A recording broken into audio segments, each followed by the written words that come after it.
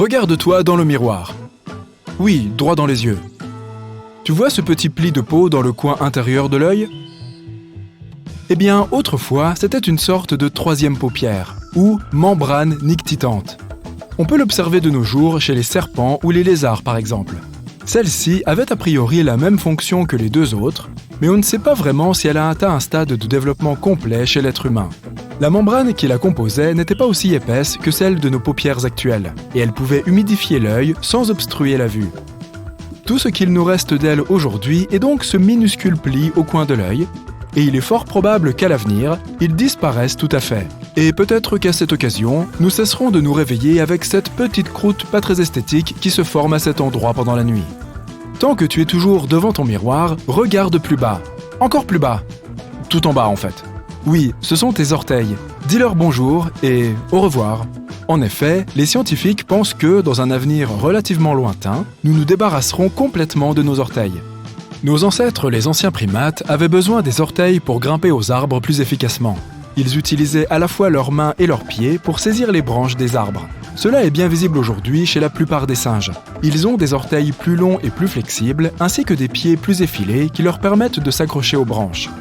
La mobilité de leurs pieds leur permet aussi d'attraper des objets au sol si nécessaire.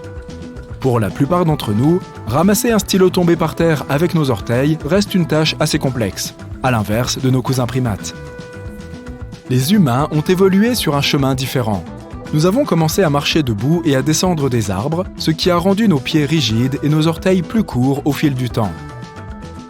Aujourd'hui, nous utilisons toujours nos orteils pour nous équilibrer en déplaçant notre poids depuis les talons jusqu'à la pointe des pieds, mais notre point d'équilibre est désormais beaucoup plus centré. Il s'est d'abord déplacé vers l'intérieur de nos pieds, ce qui a rendu nos petits orteils si petits, et les gros orteils si gros. Si ce point d'équilibre venait à se décentrer vers l'extérieur, nos orteils auraient plus de chances de fusionner dans le futur. Maintenant, retourne-toi et regarde ton magnifique derrière. Si tu es déjà tombé d'un skateboard ou si tu as glissé sur une plaque de verglas, tu dois probablement te souvenir à quel point il est douloureux de heurter une surface dure directement sur le coccyx. Heureusement pour nous, les scientifiques prédisent que cette excroissance osseuse va bientôt disparaître au cours de l'évolution. Le coccyx est une autre caractéristique léguée par nos ancêtres primates. Et là encore, ils avaient besoin de leur queue pour être plus mobiles parmi les branches des arbres, s'en servant pour se balancer d'un arbre à l'autre. Il est difficile de dire quand les humains ont laissé tomber leur queue pour ne plus jamais s'en servir. Mais les faits sont ce qu'ils sont. La seule chose qui nous rappelle ces jours glorieux, où l'on sautait aisément d'arbre en arbre, est ce petit bout d'os à peu près inutile en bas de notre dos. Revenons au visage maintenant. Ouvre la bouche et fais « Ah ». Si tu as la chance de ne pas avoir de dents de sagesse, alors tu peux être fier de savoir que tu es un pur produit de l'évolution. Comme tu le sais peut-être, les dents sont la seule partie du corps humain qui ne se répare pas toute seule. Si tu perdais toutes tes dents à cette sombre époque où il n'y avait pas de dentiste, ta seule option consistait à ne consommer que des aliments liquides.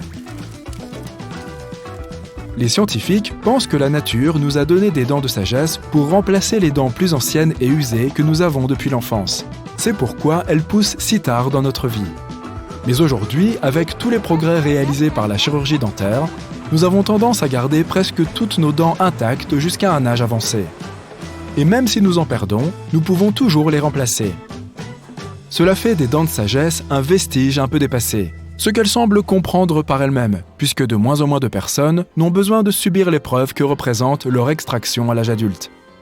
En parlant de dents, toute notre mâchoire a évolué au cours des 10 000 dernières années. Et il est prévu qu'elle change encore plus à l'avenir. En fait, de toutes les parties de notre corps, c'est celle qui s'est transformée le plus rapidement.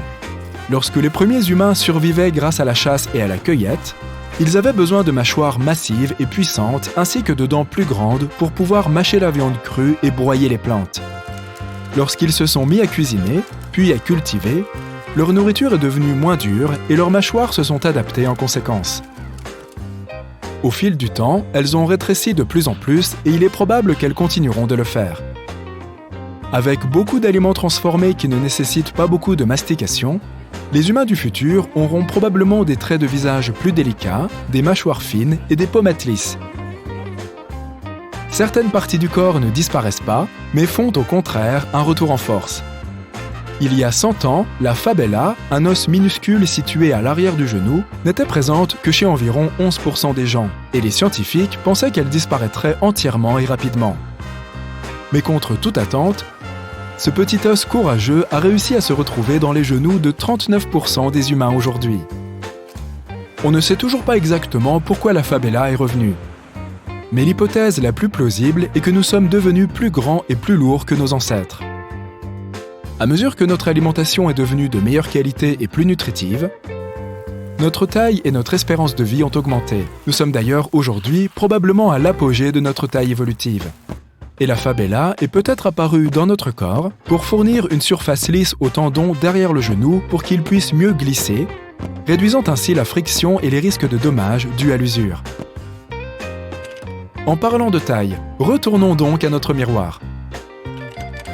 Fléchis un peu les bras, regarde ces jolis biceps. Malheureusement, ils ne sont sûrement pas aussi développés que ceux de tes ancêtres. Tout ce qui découle de l'évolution n'est pas toujours ce que l'on considère comme étant le mieux pour nous. C'est avant tout un ensemble de caractéristiques, en principe les mieux adaptées à nos modes de vie. Et c'est aussi le cas de nos muscles. Ils sont devenus moins grands et moins forts avec le temps, surtout dans la partie supérieure de notre corps. Autrefois, les humains avaient besoin d'une grande puissance musculaire qu'ils mobilisaient pour effectuer toutes sortes de travaux manuels essentiels, comme la chasse et le transport des proies, ainsi que la fabrication d'outils et la construction d'abris. Ensuite, cela n'est pas devenu plus facile. Bien au contraire, labourer les champs et construire des structures complexes exigeait beaucoup de force physique et d'endurance. Mais avec l'essor des progrès technologiques, les capacités physiques ont laissé de plus en plus d'énergie dédiée aux fonctions cérébrales, nous permettant d'inventer des machines qui travaillent à notre place parfois plus efficacement. Nous nous sommes orientés vers un mode de vie sédentaire, passant de plus en plus de temps assis devant des écrans. De façon générale, notre musculature n'a cessé de diminuer, car elle nous est de moins en moins nécessaire. Il est fort probable qu'à mesure que le progrès avance, nous verrons nos forces s'amoindrir et nous aurons plus de difficultés à gagner en masse musculaire. Notre cerveau est particulièrement intéressant, car il a évolué d'une manière assez étrange. Au début, nos lointains ancêtres avaient un cerveau plutôt petit, mais les proches parents des Homo sapiens, les Néandertaliens, avaient un cerveau plus grand que celui de l'homme moderne moyen. Au cours de l'évolution, le cerveau humain s'est agrandi. Mais au cours des siècles les plus récents, il a commencé à rétrécir et personne ne sait exactement pourquoi. Certains experts affirment que cela pourrait avoir un rapport avec le changement de nos modes de vie et de notre socialisation. Les premiers humains, surtout les chasseurs-cueilleurs, devaient se souvenir de chaque plante et animal qu'ils voyaient, de leurs propriétés et de la façon d'utiliser telle ou telle chose. Ils avaient des connaissances plus générales, apprenant tout ce que leurs parents savaient et découvrir encore davantage par eux-mêmes.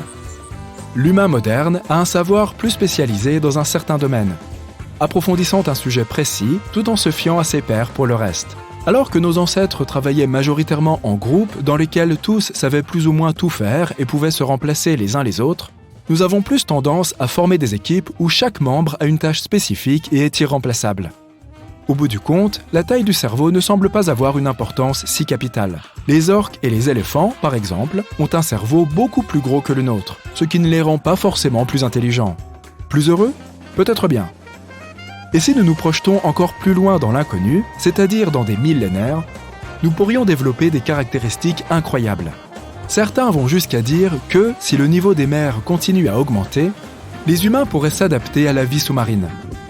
Nous pourrions avoir des mains et des pieds palmés pour mieux nager et même développer des branchies pour respirer sous l'eau. Autre scénario, si nous allons dans l'espace et commençons à coloniser d'autres planètes, nous devrons inévitablement nous adapter à leurs conditions. Mars, par exemple, a une gravité plus faible et un climat beaucoup plus froid. Cela rendrait probablement les humains plus grands et plus légers, mais pourrait aussi les amener à développer leur pilosité pour se tenir au chaud.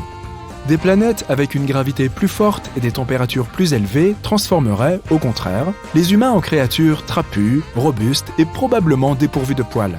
Les possibilités sont infinies. Peut-être qu'à cause des réseaux sociaux, nous deviendrons simplement de petites formes floues avec de grands yeux et des pouces, et pas grand-chose d'autre. Ce sera tellement plus pratique pour envoyer des messages et des likes.